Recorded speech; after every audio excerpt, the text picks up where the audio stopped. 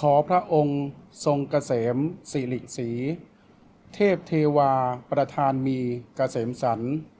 กษัตริย์ตาธิราชเจ้าบรรดาลพันธ์ทั้งเทวันให้พระองค์ทรงพระเจริญ